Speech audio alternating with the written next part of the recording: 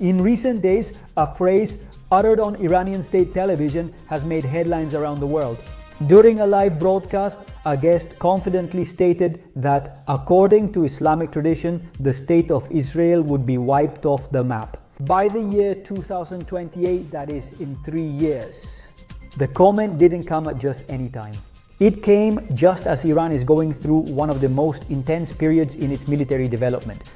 Behind the scenes, while this speech echoed among applause and chants, Iranian missile factories work day and night without rest, with a clear purpose: to increase production to unprecedented levels. International sources confirm that the regime is seeking to double its firepower and have an arsenal ready to launch up to 2,000 missiles in a single offensive. An attack of that magnitude could overwhelm any defensive system, even Israel's most advanced ones. To sustain that pace, Iran is not alone. China has recently sent more than 2,000 tons of sodium perchlorate, the main chemical used to make solid missile fuel, ensuring that Tehran's war machine doesn't stop for even a single day. Meanwhile, Russia maintains its military cooperation, including negotiations for the delivery of Su-35 fighter jets and possibly S-400 or HQ-9 air defense systems. This move would greatly expand Iran's coverage against Israeli fighter jets. Their allies on the ground are also growing stronger: Hezbollah in Lebanon, Shiite militias in Syria and Iraq, and the Houthis in Yemen. They receive training, advice, and weapons under the direct supervision of the Iranian Revolutionary Guard. It is a military axis that extends throughout the region, designed to respond in a coordinated way if a larger conflict breaks out. So, as we can see, this isn't standing still. Everything is moving behind the scenes. And while all this is happening, Tehran spreads apocalyptic messages that sound religious but actually hide a political strategy. Because this supposed Islamic prophecy, which predicts the end of Israel in 2028, doesn't appear in any sacred Islamic source. It's not in the Quran or in the authentic hadiths. It's a modern fabrication. A discourse constructed to reinforce the narrative of resistance and unity against Israel. In fact, the only chronological reference attributed to Iran comes from Khamenei in 2015, when he literally said that Israel will not exist within 25 years. If we take that calculation, we would be talking about 2040, not 2028. But over the years, that phrase was distorted, reinterpreted, and ended up becoming a supposed sacred text that no one can understand. Fine.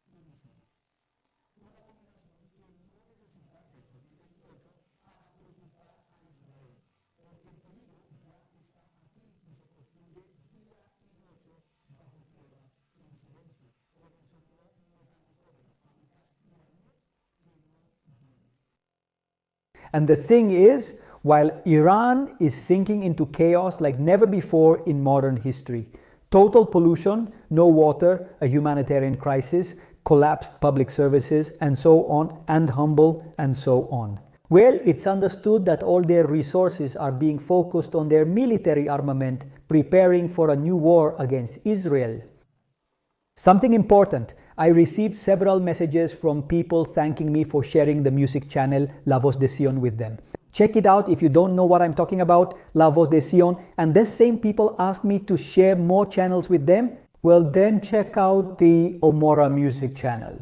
If you're one of those who likes music that talks about the eternal with inspiring and spiritual messages, at the end of this video, visit the channel. You'll find a wide variety of rhythms for every occasion, with a lot of talent. That's right, because all the lyrics of the songs you'll hear there are written by a great friend whom I admire and care for very much.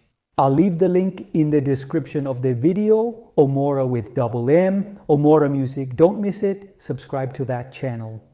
All right, let's get back to what we were doing. Because while the Iranian spokespersons are making slogans and prophecies, the regime is quietly moving forward with something much more important: a profound military transformation. Iran is strengthening its war machine like never before, with factories working around the clock producing missiles, drones, and long-range rockets. But their plan goes beyond just manufacturing more weapons. What they seek is to make their offensive power invulnerable. That's why they are building a gigantic new underground complex, which analysts Pickaxe Mountain. Satellite images show a network of tunnels, ramps, and huge portals carved into the rock, where production and storage facilities for ballistic missiles and possibly command centers would be housed. It is not certain whether work is also being done there to establish or continue uranium enrichment efforts to achieve their nuclear goal. There is a clear goal: build bunkers so deep and spread out that even the most precise bombings can't destroy them. After attacks on facilities such as Natanz or Isfahan, Iran understood that its Achilles heel was not the number of missiles, but its vulnerability on the surface. So now it buries its arsenal much deeper than before.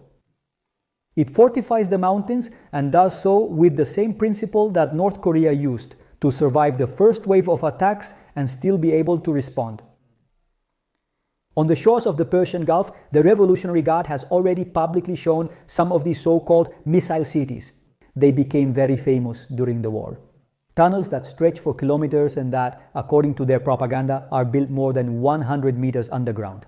There they store cruise missiles, drones, and speedboats, ready to come out from underground directly to the sea on solid ground. The Pickaxe Mountain project is a jewel of this doctrine, a facility that could house both ballistic systems and part of the Iranian nuclear program. But here comes the paradox. While the regime boasts of strength and secrecy, images of the underground complex itself were leaked from inside Iran. Real videos allegedly taken by a local contractor working on the construction showed the armored doors of the bunkers, the tunnels, and even the entrances to the complex. A breach that exposed details no satellite could have shown so clearly. For a country that is obsessed with security and surveillance, this is a huge mistake. Because what if these images made it to the internet and got published? Just imagine what Mossad, probably the best intelligence service in the world, must already have in their hands. Something that you and I don't know, and that Iran probably won't even suspect they know. Iran can dig very deep, but it will hardly be able to hide from the Israeli gaze. The Mossad has repeatedly demonstrated that it can infiltrate the most protected places of the regime, steal nuclear information, eliminate scientists inside Iran, and disappear without a trace. And we're not talking about hypotheses or stories, we're talking about things that actually happened during previous attacks. So, when an Iranian supplier leaks images, videos of the doors of an ultra-secret bunker, the question isn't how it was leaked, but who else leaked it. Did Iran know about it beforehand, and what else will Mossad know? The message that all of this leaves is clear. Iran can harden its infrastructure as much as it wants, but its weak point isn't in the steel or the concrete, it's in the information. Every leak, every oversight, every image or video that leaves the country feeds the Israeli and Western intelligence network that monitors every meter of its mountains. And in a context where tension grows day by day, a photo, a video, a coordinate, or a leak can be the difference between a secret kept and a target destroyed. Thus, the Iranian regime tries to build a fortress underground, but ends up leaving windows open to the sky, and from above, Israel watches every move. So, while Iran digs deep into its mountains, the United States seems to want to dig politically into the sands of Gaza. In recent days, a shocking report was published by Shomrin. Washington is reportedly considering building a permanent military base on the border between Israel and Gaza with a budget of $500 million. The proposal, still in its initial phase, suggests building a facility capable of housing thousands of American soldiers, under the argument of strengthening international stabilization and control in the area after the war. The base would allow the United States to have a direct physical presence on the ground, not just coordination with Israel, and to operate with more autonomy in humanitarian, logistical, and security matters. In theory, its goal would be to help ensure the demilitarization of Gaza and prevent Hamas from ever resurfacing. But the question many people are asking is whether this base would actually end up being a form of political control over what happens between Israel and Palestine. The location is crucial, at the map's most sensitive point, where each meter of sand holds history, conflict, and memory. Sources from the Israeli army refrain from giving further information. This fuels doubts about whether the project was actually discussed with Yerushalayim or if it is an idea pushed directly from Washington. For now, the only concrete thing is that the United States has already opened a small military center in Kiryat Gat, which serves as a coordination point between the CFDI and CETCOM.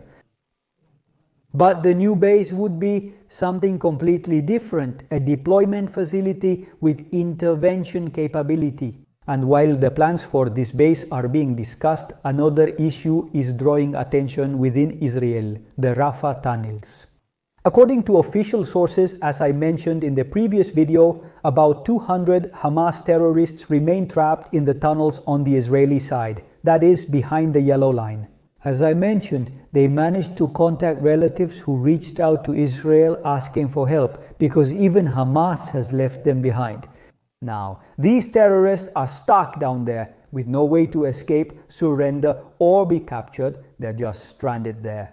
Prime Minister Netanyahu met in Jerusalem with Jared Kushner, President Donald Trump's son-in-law, to discuss this very topic. Steve Witkoff, an advisor to the United States administration, also joined. The message is clear: any decision about the fate of these fighters will be made in coordination with Washington. And here is a contradiction that many in Israel are pointing out. On one hand, the United States insists on talking about a military base to stabilize the region. On the other hand, it pressures Israel to show flexibility with the terrorists trapped in Rafah. Israeli sources say that although no one will publicly admit to letting those men out alive, the United States diplomatic pressure is strong, and in private, some officials admit that there could be an exchange or a humanitarian deal under the table. The question is, what will they negotiate with if Hamas no longer has anything from Israel in its possession? And that's exactly the terrorists' biggest fear.